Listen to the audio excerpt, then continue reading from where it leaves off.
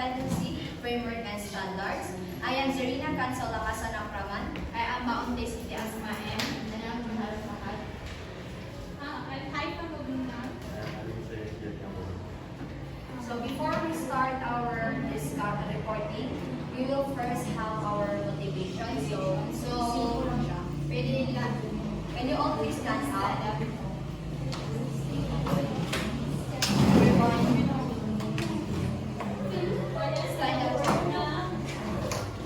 Vocation. So, simple lang siya, like, random siya, hindi nyo alam sino yung counting numbers na, like, hindi nyo alam sino yung susunod sa numbers. Like, kunyari, siya naisipan niya na mag-start, magsabi ako ng go.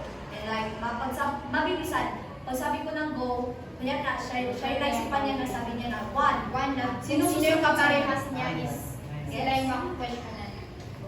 Tapos yung... Sige, hindi tayo magkasabay ng... yung magkasabay na po. Sila yung question namin para mas mabilis na. Bale, muna ako mag-start na. 1, 2, 3, go! 1, 2, 4. What? Wala? Hindi na makakasabay! Ay, 3 na. Sabay mo nga. Ako na, ulit.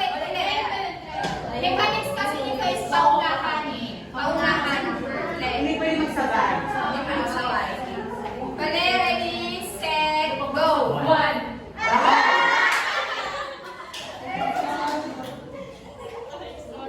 So, in your, opinion lang. Sa inyong dalawa, on opinion nyo lang. Sa on opinion nyo lang, sa nakita nyo na yung handout, so like, ano sa tingin nyo yung teacher quality? Ano yung difference ng teacher quality and quality teacher? In your opinion, wala namang Kahit mali. Wala namang tamang mali sa opinion. Hindi kayo. Wait lang.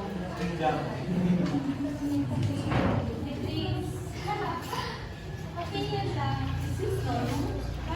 Para sa'yo, yung teacher quality. Nasa ka? Teacher quality. Yun, teacher quality na lang. Yes. Your teacher educators. Teacher quality is utilizing the acquired knowledge and imposing it to your students, such as your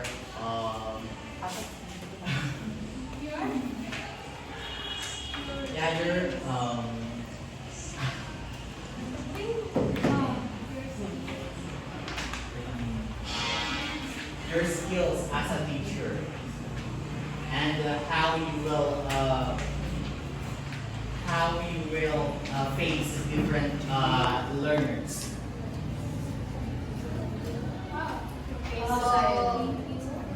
Dito? Yeah. Teacher they're cultural teachers globally with skills, values, at saka may sinusunod sa standard. Yes. Thank you. Thank you. You may Two sit more. down. Oh, sit down na. So, Kayo yung dalawa tira.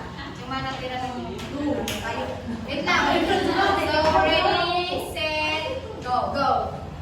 1, 2, 3. Sino yung 3? Sila dalawa. So, sa inyo na naman na, in your own opinion na, ano yung quality teacher? Quality teacher. Quality teacher. Yes. For me, a quality teacher is a teacher that possesses the qualities that needs to be a quality teacher. Because to be a quality teacher, you should be competent enough. You should have the knowledge, enough knowledge to teach to your students. Because if you are not competent, you cannot be a quality teacher. Because competence means it is something that will make you grow up, will make your students better as well. Thank you. And how about you po, Miss Pinay?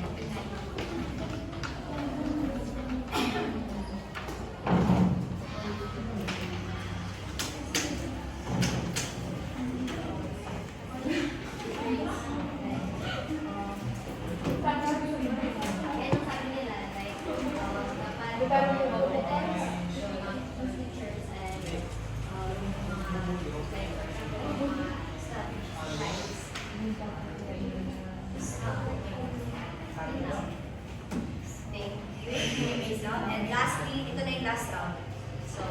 Bilisan talaga. One, ready, set, go! 1, 2, Naitik. Umiwas na siya 3. Bakit umiwas na 3? go. 3 na lang.